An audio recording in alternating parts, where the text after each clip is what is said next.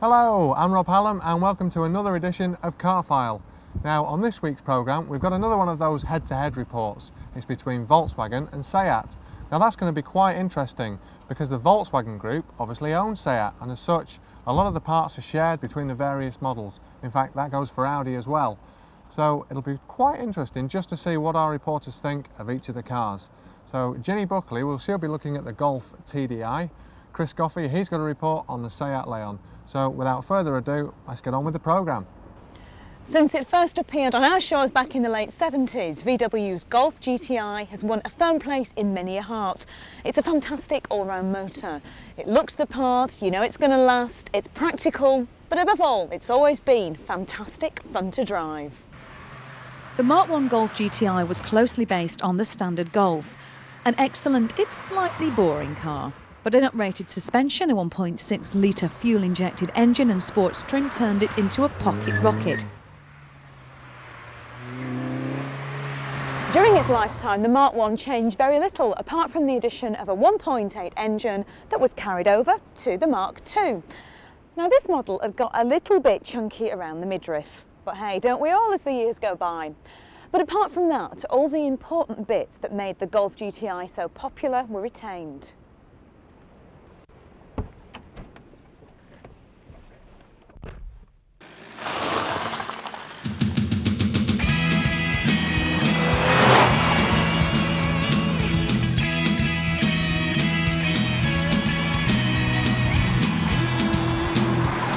Behind the wheel, the Mark II does show its age a little bit.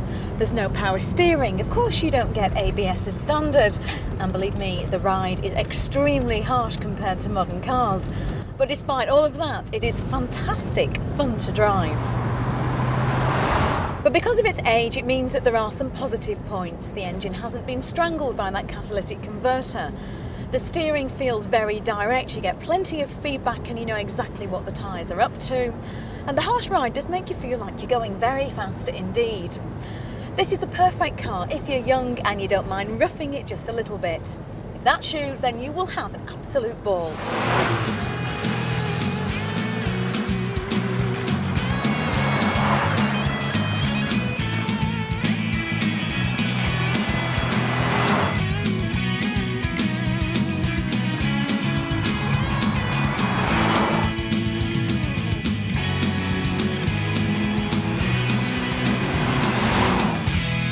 Unfortunately, all good things have to come to an end, so we waved goodbye to Mark II and we said hello to a rather different Mark III version.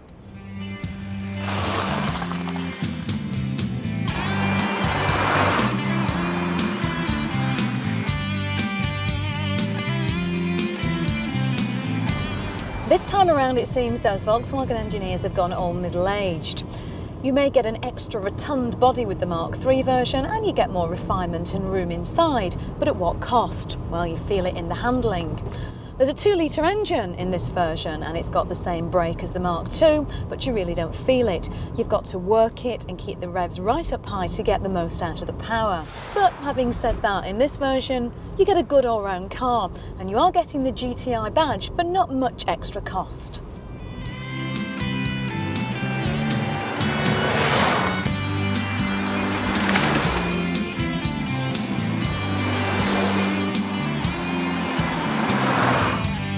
And then there were 4, or should that be 5? Because alongside the conventional Mark IV GTi, there's now, heaven forbid, a diesel version as well.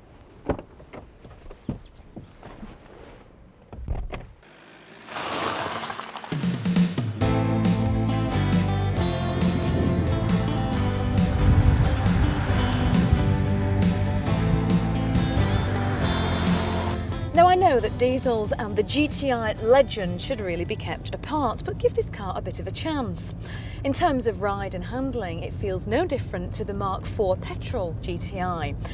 But where the engine's concerned, it's a completely different ballgame. For a start, there's an awful lot more torque and it comes in much lower down the engine range. Now in many modern cars you really have to work the engine. You've got to get the revs up high, drop down the gears to get any power out of it. That's not the case with the TDi. You get an instant power surge just when you need it. And out of corners there's very little that can keep up with it. Believe me, it's fantastic fun.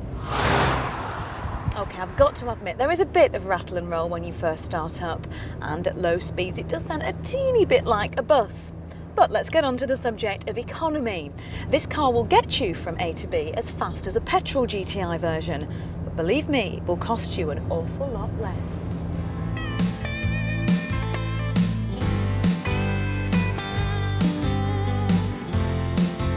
The new Golf GT TDi PB has 115 brake horsepower, an increased load and torque, a 6-speed gearbox, and all the sports trim you'd expect on a GTI.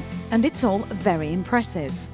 VW's Golf GTI is a perfect example of evolution. But which version is the best? Well, that's an impossible question to answer because each of them offers something very different. If I was 19 again, well, I'd want the hard ride and the excitement of the Mark II version. But I'm not. And these days I like my creature comforts. And for that reason, I'm surprising even myself because I'd have to plump for that very torquey diesel.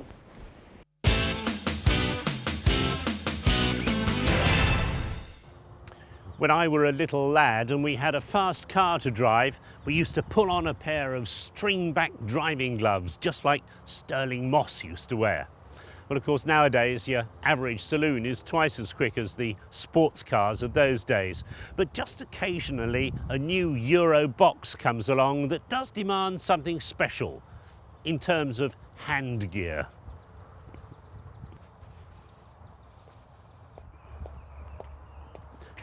Because this is the Seat Leon 20T Turbo, 180 brake horsepower, 0 to 60 in around 7 seconds, a maximum of 140 miles an hour and a 6-speed gearbox. What are we waiting for?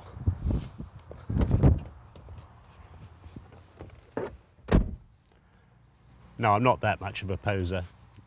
This is the latest interpretation of the Volkswagen Group's policy of spreading engines and chassis frames around all the different marques in their group. So this new Leon shares the same platform as Golf, as Bora, as Skoda Octavia, Audi TT. And the 1.8 turbocharged engine is chipped up to 180 brake horsepower. That's 30 brake horsepower more than the installation in the Golf.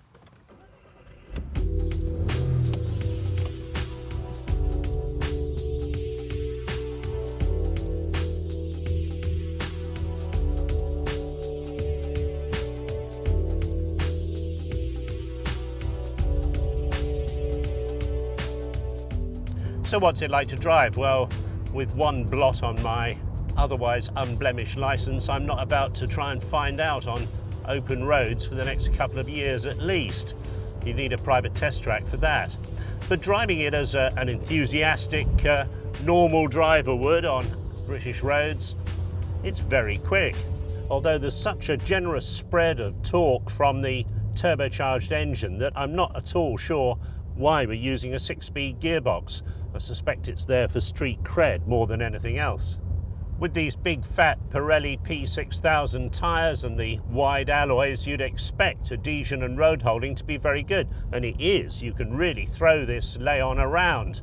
But for my taste, they've strapped the suspension down a little bit too hard, and this ceaseless jogging over bumps and imperfections, even on quite smooth motorways, would really get on your nerves after a while.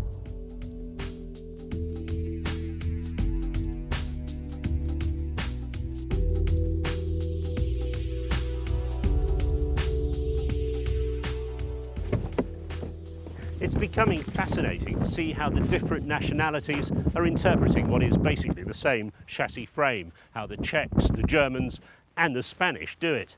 This, after all, is the Seat Golf, is the Leon, as opposed to the Toledo, which is the Seat Bora, if you follow me.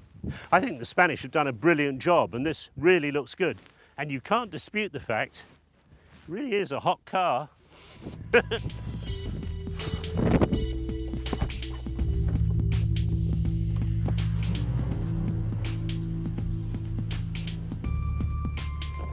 It's easy to spot various components from the Volkswagen corporate parts bin in the layout of the interior, although they haven't got those nice Venetian blind air outlets you get on Passat and Golf.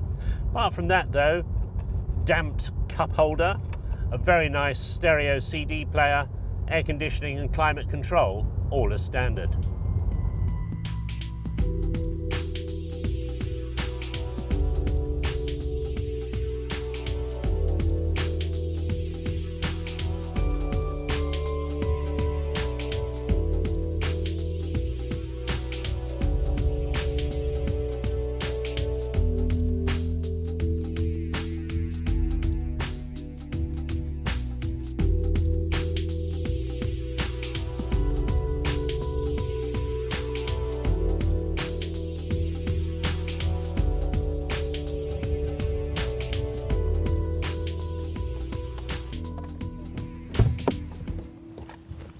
It's difficult not to be impressed by the Leon 20T Turbo because it does everything so well. It's very quick, it holds the road well, and that 180 brake horsepower engine is a jewel. Best news of all is the price. This is £15,999 all in. Now the equivalent 5-door Golf GTI with only 115 brake horsepower is £1,000 more. So this car makes an awful lot of sense. Well, that's it for part one, and it's getting quite intriguing, I think. Volkswagen appear to have the better brand image, but do they have as good a value for money when you think you can get a Seat with the same engine, same floor pan, and it's a lot cheaper? Bit of a tough one. Well, don't make your mind up just yet, because in part two we've got more Volkswagen and Seat reviews, and we're getting sporty as Ginny Buckley has got her report on the Seat Cupra Rally. We'll see you soon.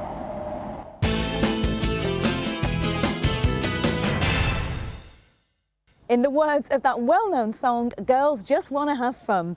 And what better way to bring a smile to a girl's face than a cold, crisp winter's day, a cluster of hot hatches and some fantastic roads. So what's in the pack? Well, no hot hatch test would be complete without the original. In the late 70s, VW squeezed a tuned 1.6 engine with fuel injection into their sensible family favourite, the Golf. It won the heart of everybody who drove it because it provided driving thrills without the financial spills. So is the Golf GTI still the hottest of the hatches?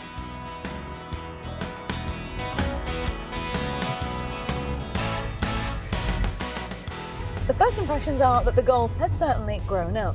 It's traded in its trainers for a pair of hush puppies. The handling feels smooth and sophisticated, as does the ride. It really doesn't have that in-your-face feeling that it used to do back in the 70s. Over the years, the steering too has evolved. It really no longer feels as tight and responsive as it used to do. Under the bonnet of this £18,000 GTI is a 1.8 turbo engine producing 150 brake horsepower, a top speed of 135 miles per hour, and it'll get you from 0 to 60 in 8.5 seconds. It does need the turbo. The 125 brake horsepower GTI would struggle to pull the skin off a rice pudding.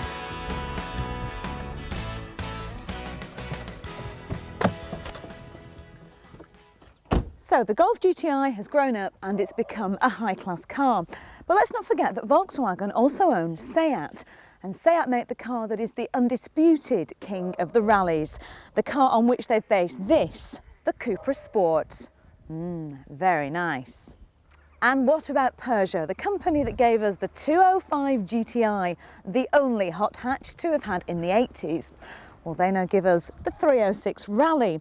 It's lightweight, it's stripped out, it's just perfect for having fun in. The only problem with these two contenders is deciding which one to drive first.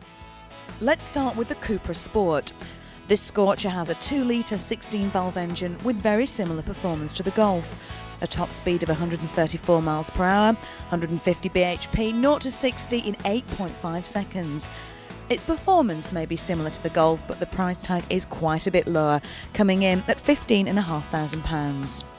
This car is boy racing at its very best. You get a good hard ride, fast, accurate steering, superb handling, and just enough understeer to put a smile on your face. Now, the only thing that lets this bundle of fun down for me is the gear change. It's a little bit too long and lethargic for a car like this. And I'm going to have to be a total girl here, I'm afraid. The dashboard on the front, which is straight out of the Polo, is a bit too dark and dreary. It could be a little bit more stylish.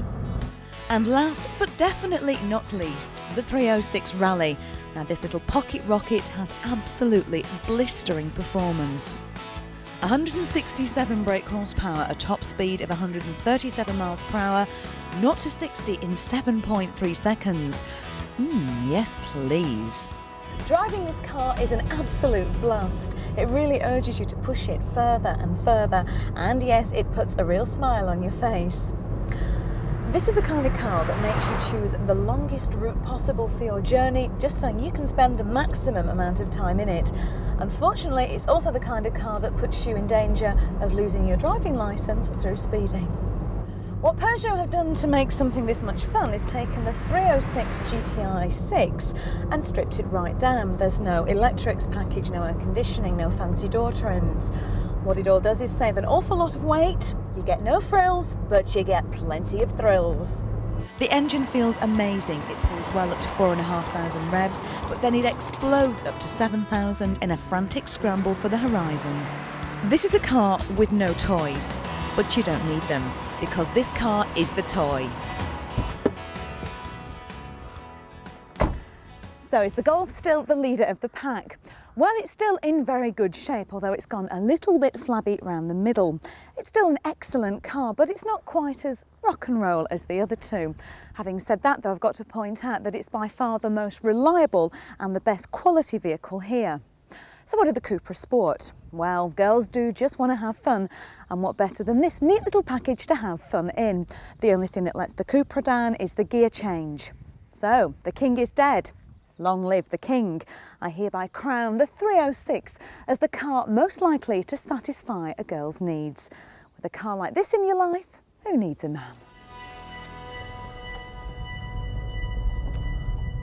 Now when the Mark 1 Golf GTI came out all those years ago, safe to say it was a milestone. It was small, compact, and yet it had a lot of performance. But I think it's safe to say in recent years, everything's just got, well, a little bit fatter, a bit bulkier, but haven't we all? But there is an answer, and staying within the Volkswagen group, that answer comes in the shape of the Audi A2. Build quality has become such an important factor these days, not only for car makers, but for we the public. We want the solid, reassuring thud of a door.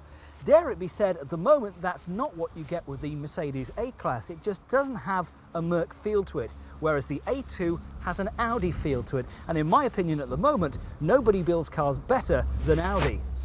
Lightweight construction is what this car is all about. Audi's space frame, first used in the superb A8, goes to the masses in the A2. An aluminium body contributes to over 40% weight saving compared to if this car had been made from steel. That's a weight of just 895 kilograms compared to the A-Class, which comes in at nearly 1,100 kilograms. Dimensions indicate that the A2 is longer but narrower than the A-Class. And that extra length means more boot space back here. The A-Class has been criticised for not having enough. The A2 gets 390 litres of space like that, or 1,085 litres with those seats folded back down. And remember, this car is shorter than an A3. Now, interestingly, the A2 has been designed to seat just 4 people with individual sculptured seats here in the back, using what Audi call their space floor concept. What that means is that the rear footwells have been set lower than the front ones, thus creating lots of space and lots of headroom too. Inside on the move, the view from each of the seats is absolutely excellent. And what a lot of people buy these sorts of cars for, of course, is the high-up driving position. And it just gives you such a commanding view of the road. As you can see, there's lots and lots of headroom even for somebody like 6 foot tall like me. I guess the main rivals for the A2, well, of course, would be the Mercedes A-Class, but you've also got to look towards something like the Vauxhall Zafira, the Mazda Premacy, Fiat's Multipla, and Renault's Scenic as the most direct rivals. So just who would buy this sort of car?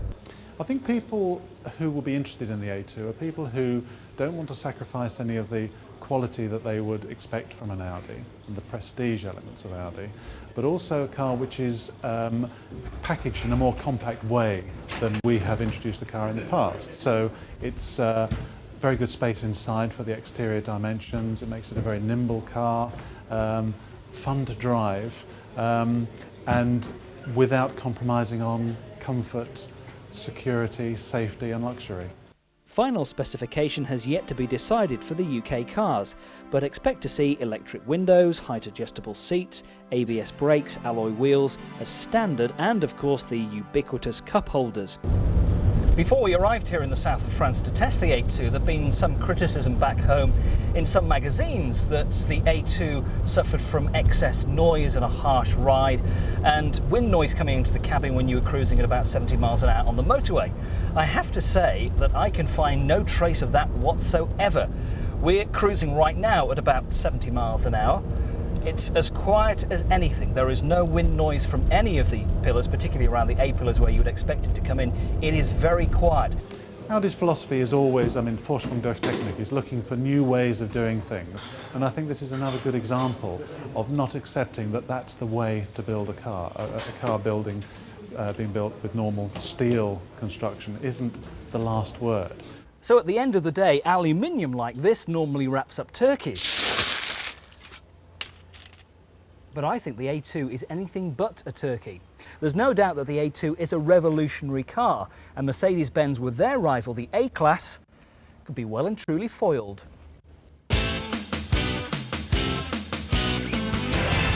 Well, I'm afraid that's it for Car File this week, but just to summarise, I think we already knew that Volkswagen are going to give us a good quality, stable, well-built car. But now it's apparent that so are Seat. They've got the same parents. So it's a bit of a tough one when it comes down to deciding which one you're going to go for. The Volkswagen, still safe to say, it's got a better image. But value for money wise, the Seat, if you can get the same engine as this Golf, the same floor pan, bit of a tough one. I'll leave you pondering that one, but just before I go, on next week's programme, we're looking at coupes. We're getting a little bit sporty on you. Peugeot 406, we've got the Hyundai Coupe, that stunning Audi TT, and the gorgeous Volvo C70. They're all going to be getting a look in. So thanks for watching, and we'll see you next week.